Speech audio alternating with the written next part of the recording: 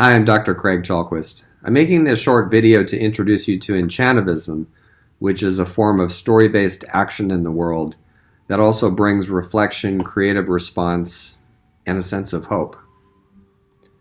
And so to begin with a fragment of story, when Merlin first introduced King Arthur to the idea of a round table at Castle Camelot, Arthur was puzzled, and he said, "A round table?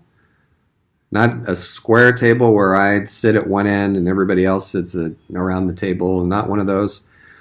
And Merlin said, "No, not one of those. Because the table is round for three reasons. The round table emphasizes the equality of everybody who sits at it. Everybody has a voice. The second reason is that, as part of the first reason, the round table symbolizes fellowship. We all collaborate. And the third reason is that the round table is in the shape of the earth." And so even in this fragment of a story, we get a sense of larger truths than can be captured by perhaps facts and data and reports. And so although in our culture we tend to disparage myth and fairy tale and folk tale and fantasies because they're non-factual, what we can see if we really allow ourselves to resonate to this material is that a good story can change the world, because a good story isn't just about facts, it's about truths. And many of these endure. And good stories can bring visions of how things could be and how we can hope for what is not yet present. I like how Ursula K. Le Guin puts it in one of her essays. She says, "At this point," meaning in our point of history, "at this point, realism is perhaps the least adequate means of understanding or portraying the incredible realities of our existence. It is by such statements as 'once upon a time there was a dragon,' or 'in a hole in the ground there lived a hobbit.' It is by such beautiful non-facts that we fantastic human beings may arrive in our peculiar fashion at the truth." Over the years that I've taught, I've had the honor and pleasure of colleagues and students, friends, relationship partners who are activists. And as a result of that long exposure to what activists do and how they feel and think, I've come to regard activists as the true heroes of our culture, preserving the rights that we still have. But I've also become very aware that not all of us temperamentally are suited to traditional activism. And there's also large groups of us who have been traditional activists, who perhaps don't feel called to do it anymore, or feel burned out, or the state of our health, whatever it is. And so it got me thinking about and wondering about what might action in the world look like for non-activists, for people who want to make some sort of a difference but don't feel called anymore to the traditional path of activism, or never did. Activism itself has many strengths. It can be at its best provocative. Activists are the conscience of a culture and a nation. Activists put before the public eye and ear the demand for change now. Things must change. And so many strengths. However, activism can also have many weaknesses. For one thing, when it's highly confrontive, it tends to ignite pushback, and not always for the best. Activism does not make introverts and quiet people happy. Activism can, at its worst, succumb to what J.R.R. Tolkien, in a letter to his son, referred to as Sarumanism. Saruman, for those of you who don't know The Lord of the Rings, is a good wizard at first, and then he turns very, very bad. He becomes corrupt. And so Sarumanism is Tolkien's term for what happens when we believe that only money and power and big armies and huge influence can make change in the world. And he didn't agree with that. And so one might ask, what does action in the world by hobbits look like. Not the great armies, not the great wizards and generals, but the ordinary people. The little people who care about where they live and care about each other and other people and want to do right in the world. And so this is where we come to Enchantivism. So a quick definition. Enchantivism is making lasting change by, one, sharing re-enchanting stories of meaning and magic and hope and the future.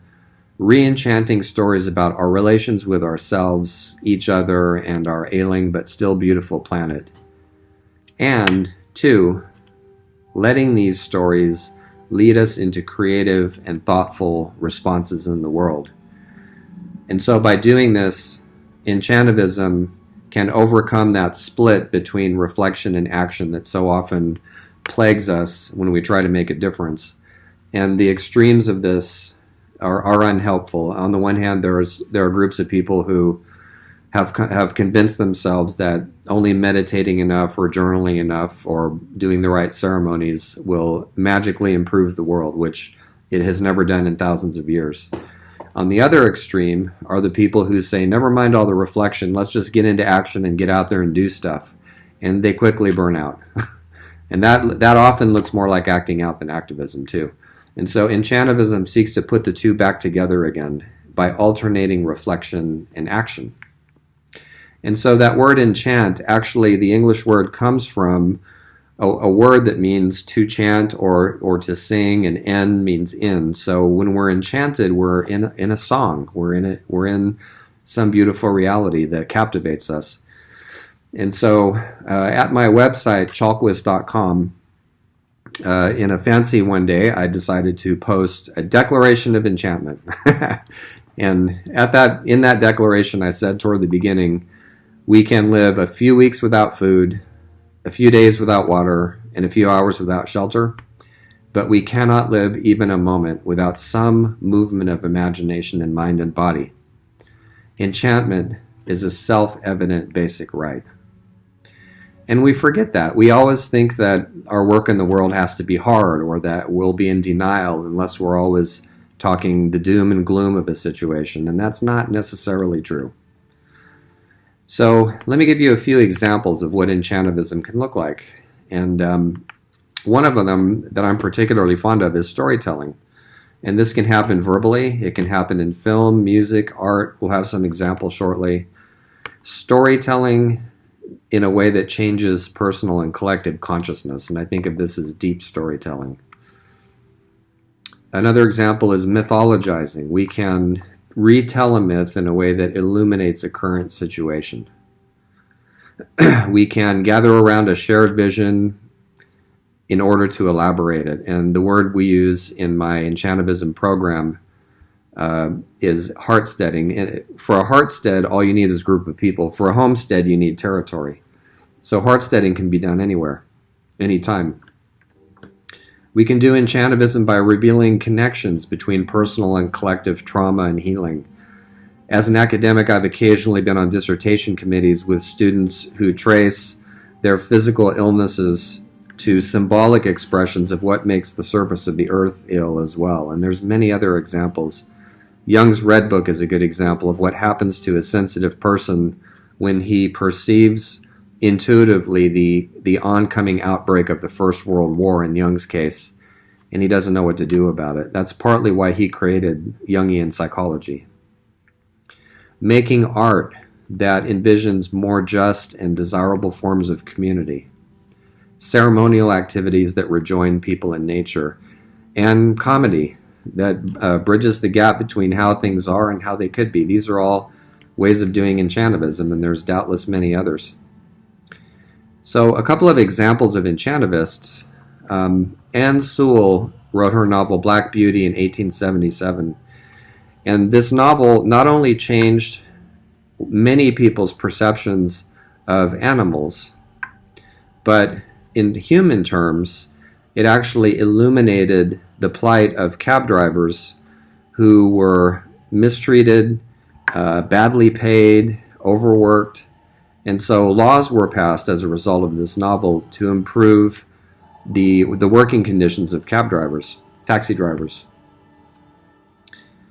Another example of an enchantivist, Jacqueline Susskind, is a poet here in California, and she made a connection with someone that at the time, she learned this later, didn't realize was involved in a logging company that was about to log a stand of redwood trees.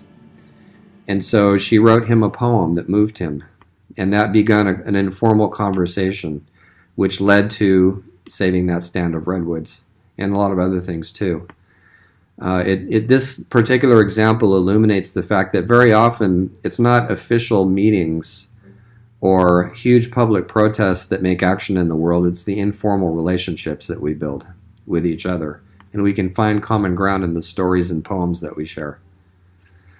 Another enchantivist is Devdutt Patnaik, and he's written many books on Hindu mythology, and not as an academic discipline so much as a reinterpretation of Hindu mythology as relevant to the times that we live in. He's done a number of TED Talks too, and as I've learned both from his books and from speaking to him, he is very keen on showing how Hindu myths illuminate diversity. And so there's a huge educational possibility here in terms of what myths can tell us about how the varieties of being human, the many ways that we do it. Things of that we refer to as gender and sex and ethnicity and class and race and other things. How the gods love variety. I often think of Nichelle Nichols, to use an example from the 1960s, who played Lieutenant Uhura on the original Star Trek TV show, and at one point was very unhappy with the part because it was small. And she found herself saying, hailing frequencies open, hailing frequencies closed, and they weren't really utilizing her strengths as an actor. And so at one point she considered resigning from the show, at which point she was contacted by Martin Luther King Jr., who said, Black people need to see ourselves in the future in the way that you're showing us, even if you're dissatisfied, and please stay on that show. And so she did, and she did a lot with the part and really brought it into the 21st century. Maybe it'll eventually go into the 23rd and 24th if we stay on this planet long enough. So I always like to think of her as an exemplary enchantivist who showed us what that can look like. Ursula K. Le Guin, who I mentioned earlier, decades of feminist essays, science fiction, and fantasy, consciousness raising, decades of it, and also her speeches and essays as well. J.R.R. Tolkien was not an overt environmentalist. He didn't write The Lord of the Rings or The Hobbit or The Silmarillion or any of his books to overtly protest the ecological destruction of England, but it's implicit in his writing, and he hated what was happening, the industrialization of the countryside. And I've often heard green activists talk about how they're fighting to stop the world from being turned into Mordor. A direct example of how fantasy can inspire real action in the world. There are Thai activists now who use the three-finger salute from the Hunger Games films, a salute that stands for resistance and sovereignty. And another recent example, there were white supremacists who were marching in both Knoxville and Charlotte, North Carolina, Knoxville, Tennessee, and Charlotte. And when they began their march, they were met by brigades of clowns who were making fun of them.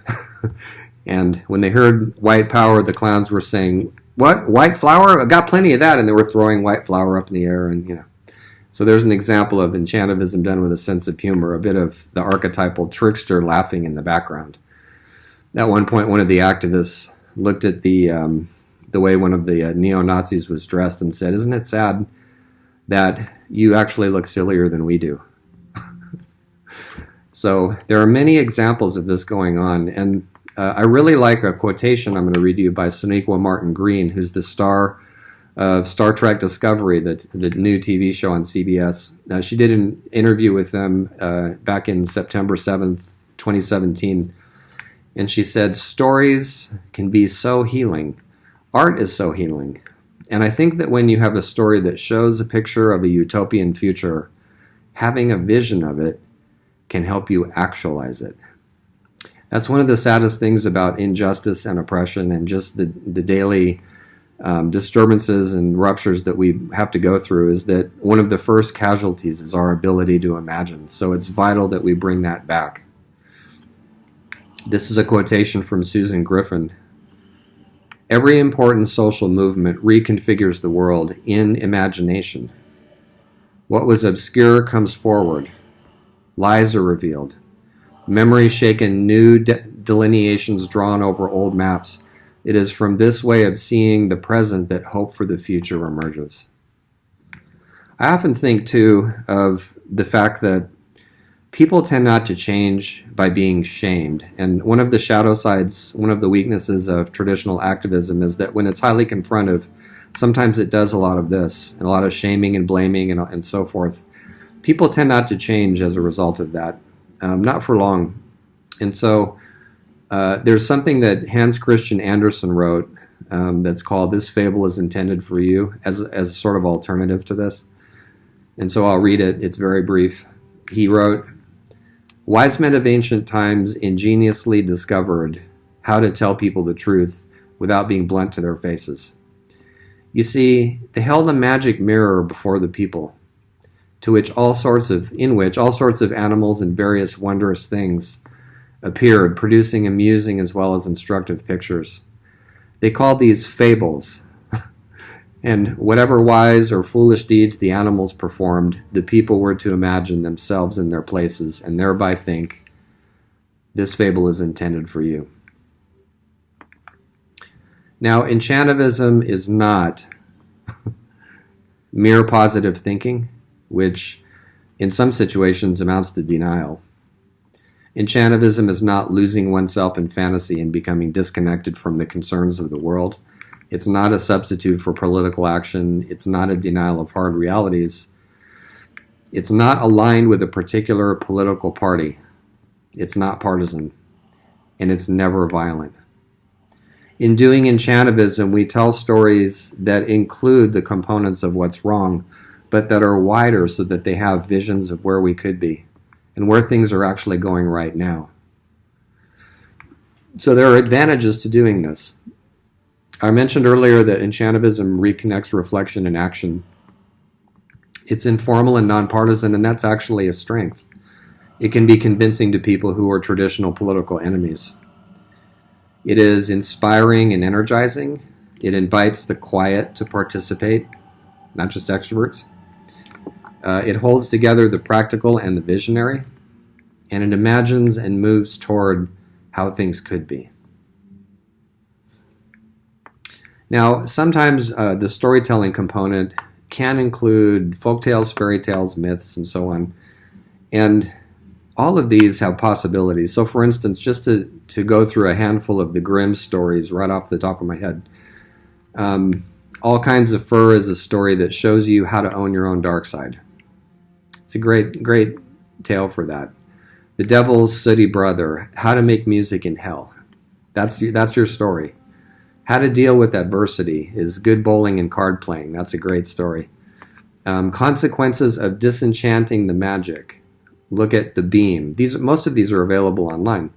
All of them, I think. Difference, not as something to demonize, but as distinction.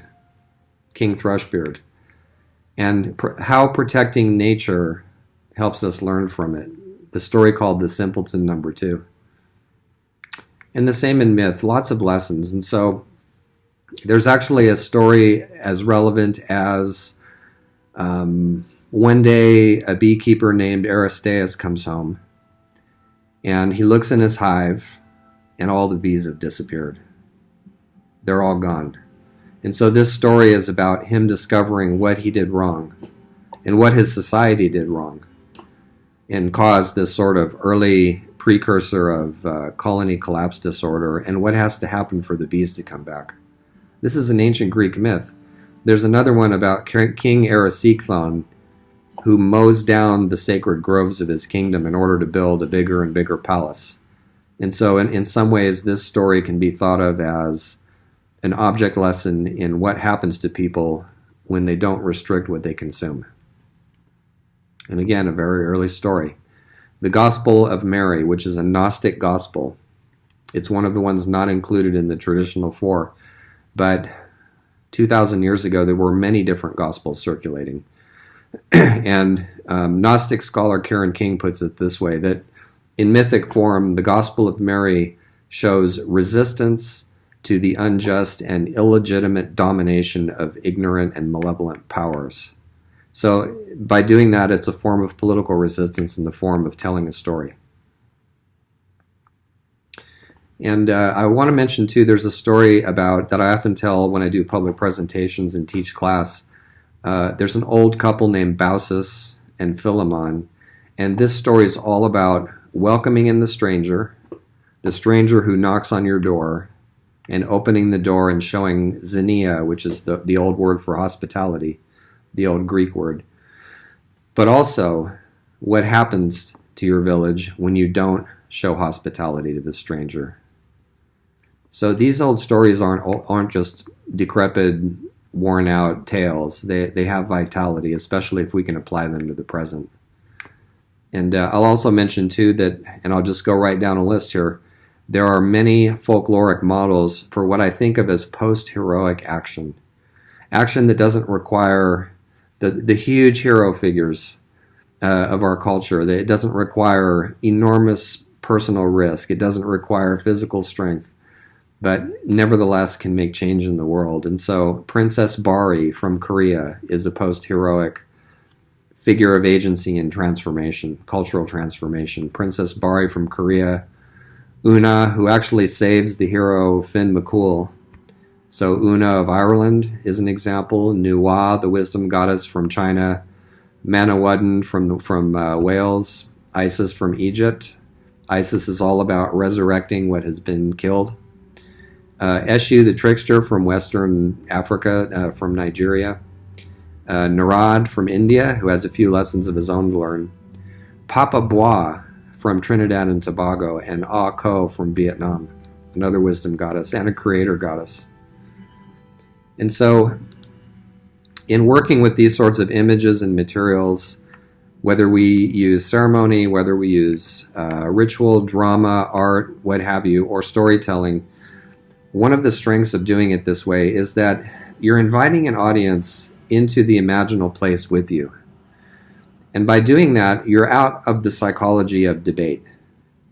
Once you start debating somebody, and I'm not saying that debate doesn't have its uses, it's necessary, exchanging ideas and having a strong position and an argument and so forth.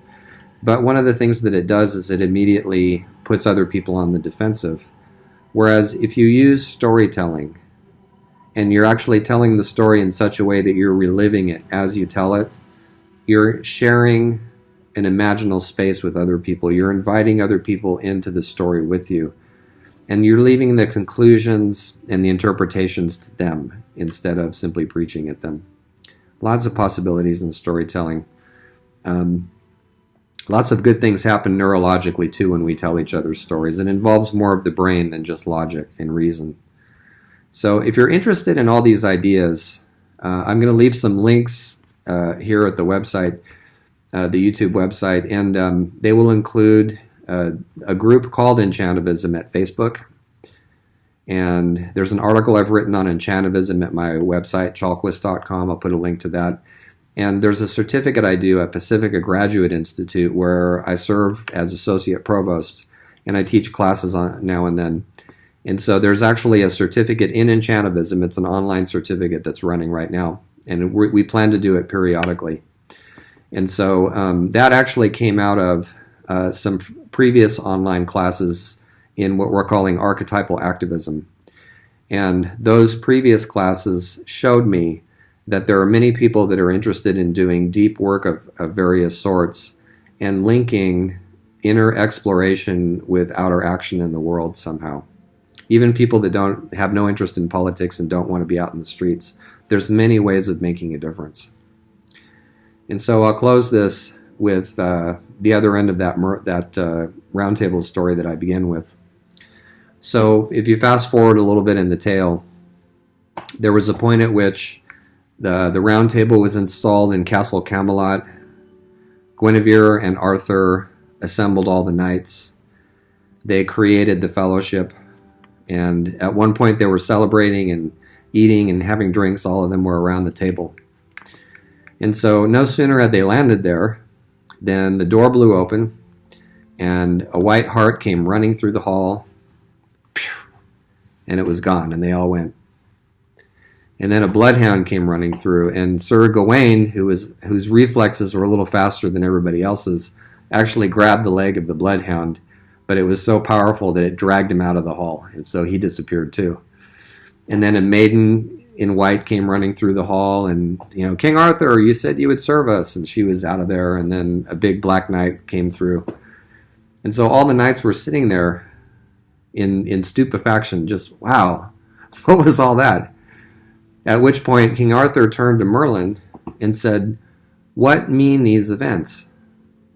And so Merlin said, what do you mean, what do they mean? You gathered in this fellowship with these good people so you could serve the world, so you could actually actualize your ideals. Well, the adventure has come right to your doorstep. Get moving. Go have an adventure. It's here. It's right here, right? So the question I would leave you with is, what signal will it take for you to realize that you don't have to seek the adventure, you are in it? Food for thought. Take care.